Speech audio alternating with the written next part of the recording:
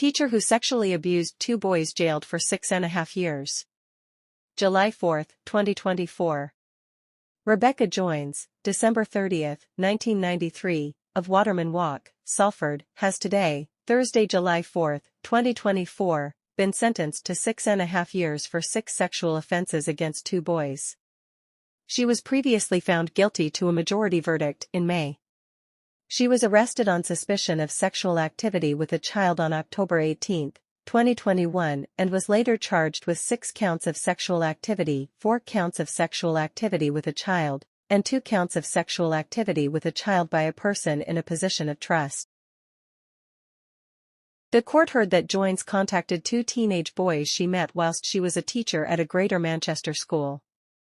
In a powerful victim impact statement read out in court today, one victim explained the physical and mental toll the abuse at the hands of Joynes had taken on him. One victim said, "I struggled to come to terms with my abuse, I was completely in denial. I subsequently held back and did not fully open up to people. For reference, Rebecca was in my head that much. I would argue until I was blue in the face protecting her and would not hear a bad word against her. I felt as though I had betrayed someone I love and had done wrong by giving evidence. I felt a large sense of guilt for a long time.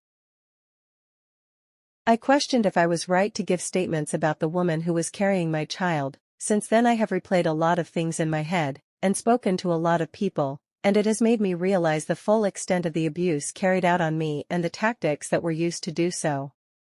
I was coerced, controlled, manipulated, sexually abused, and mentally abused. It is very upsetting that this has happened to me. The months after the abuse happened to me was a very dark time. I felt backed into a corner. I had just lived a double life for 18 months, behind my family's back. This had a massive mental toll over me and my family.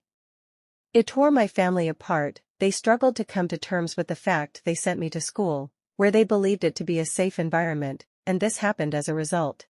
I attended school regularly and left with straight A's.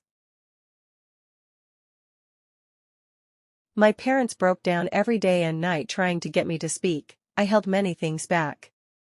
I thought I would be better off dealing with things alone, as it is a rare case and not very relatable to others. One of the hardest things I had to deal with in this time was not being able to be involved in the pregnancy. Social services contacted me in October and told me that Rebecca had refused to let them update me about anything including due date, gender, health updates. The thought of not being able to see my child was heartbreaking.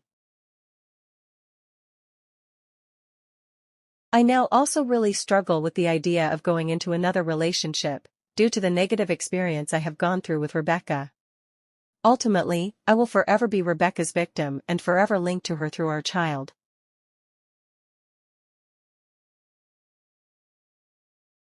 Joynes Arrest.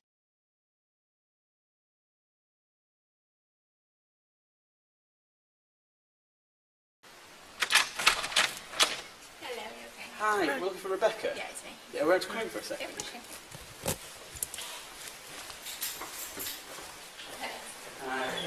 I'm not sure how much you know what's going on, but my colleague's just got something that she's to you.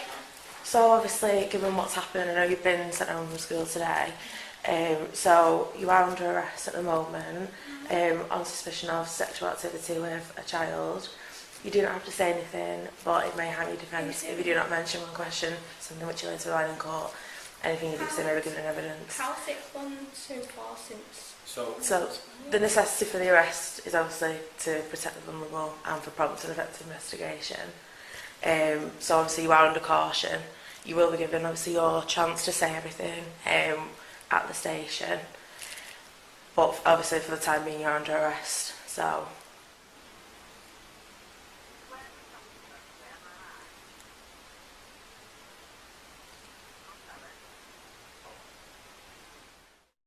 Detective Constable Beth Alexander, of our Child Protection Investigation Unit in Salford, said, Rebecca Joynes abused her position of trust as a teacher and used it to manipulate and abuse 2 boys.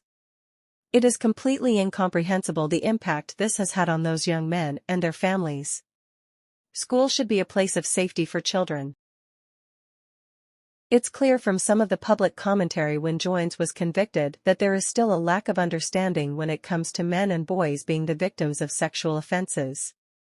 They have had to read comments stating others are jealous of them, and that they should be happy a young female teacher was interested in them, and this rhetoric is very damaging and dangerous. Women can still be pedophiles. This term is not reserved only for men. Men and boys can still be victims of sexual abuse. I would encourage anyone who wants to pass comment on this case really thinks before they speak about the impact their words could have on not only those affected by this case, but others who are currently out there suffering. These victims have been incredibly brave speaking up about what has happened to them, and I hope this investigation gives other men and boys who may be being sexually exploited the confidence to come forward. We will take your allegations seriously and treat you with dignity and respect. Our commitment to protecting children is unwavering. Speaking out about sexual abuse is incredibly difficult, but I ask that those who believe they are going through something similar, report this to us. We will support you, investigate, and act robustly against perpetrators. Rebecca Joynes.